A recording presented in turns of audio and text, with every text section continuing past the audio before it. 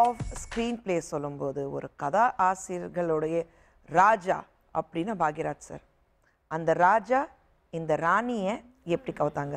Contrary to belief இது வந்து actually love marriage கிடையாது. நான் பாரிஸ் ஒரு ஷூட்டிங்காக போயிட்டு இருந்தேன். ஒரு மலையாள படத்துக்காக ஷூட்டிங், சத்யநந்திகாட் படத்துக்காக நான் ஷூட்டிங் போயிட்டு இருந்தேன்.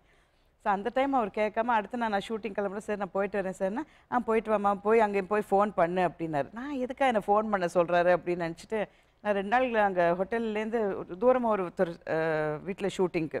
ஸோ அவங்கக்கிட்ட ஒரு ஃபோன் பண்ணிக்கணும், இந்தியாவுக்கு பண்ணலாமா அப்படின்னு கேட்டேன். ஃபர்ஸ்ட் டே கொஞ்சம் ஹெசிடென்ட்டாக சரி பண்ணிக்கோங்க அப்படின்னாப்புல. அப்போ 2-3 தான் நான் பேசி ட்ரங்க் கால் புக் பண்ணும்போது அவர் பேர் சொல்லும்போது அவங்க கேட்டுட்டாங்க, பாக்யராஜ் சார்க்கா பண்ணுறீங்க அப்படின்னு, ட்ரை பண்ணுறீங்கன்னு. பண்ணிக்கோங்க அப்படின்ட்டாங்க.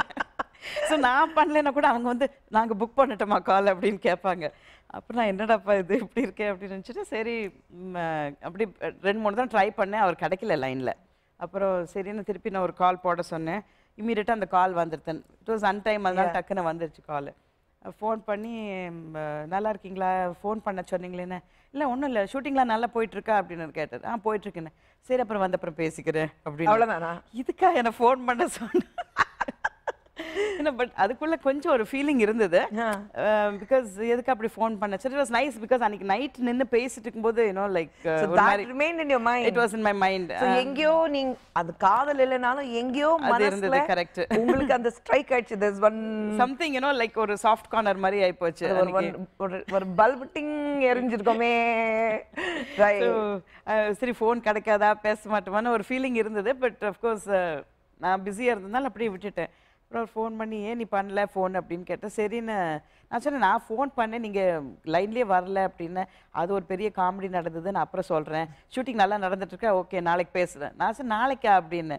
சரி அடுத்த நான் மறுபடியும் பேசினேன். அப்போ மறுபடியும் இன்னைக்கு ஷூட்டிங் நடந்ததானே. இந்த ஆள் எதுக்கு இப்படி ஃபோன் பண்ண சொல்லிட்டு இருக்காரு, எனக்கு ஒன்றுமே புரியல. சரின்னு சொல்லிட்டு அப்புறம் நீ எப்போ வர அப்படின்னு கேட்டால் வந்து அப்புறம் பேசுகிறேன் அப்படின்ட்டாரு. வந்ததுக்கு அப்புறம் தான் சொன்னார், இந்த மாதிரி நீ ஃபோன் பண்ண, எனக்கு ஒரு வீணா போன அசிஸ்டன்ட் ஒருத்தர் இருக்கான், அவன் வந்து யாரோ பூர்ணிமான ஃபேனு பாரிஸ் கார்னர்லேருந்து ஃபோன் அடிச்சுட்டே இருக்காங்க.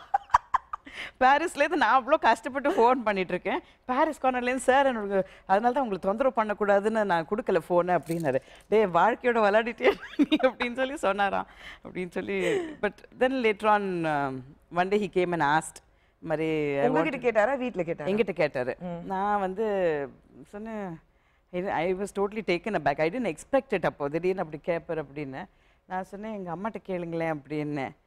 அப்புறம் எங்கள் அம்மாட்ட கேட்டப்போ அப்பா பாம்பேயில் இருக்கிற ஒரு வார்த்தை கேட்டுக்கிறேன் அப்படின்னு சொல்லி எங்கள் அம்மா சொன்னாப்புல. அதை வந்து அவர் நிறைய இப்போ கதை கட்டி அப்பா வந்து எங்கள் தாத்தாட்ட கேட்டாரா, தாத்தா இன்னும் அவங்க கிட்ட கேட்கணும் அப்படின்னாரா. ஒரு பெரிய லைடு ஸ்க்ரீன் பிளே சார். ஆமாம்மா கேட்கணுமா.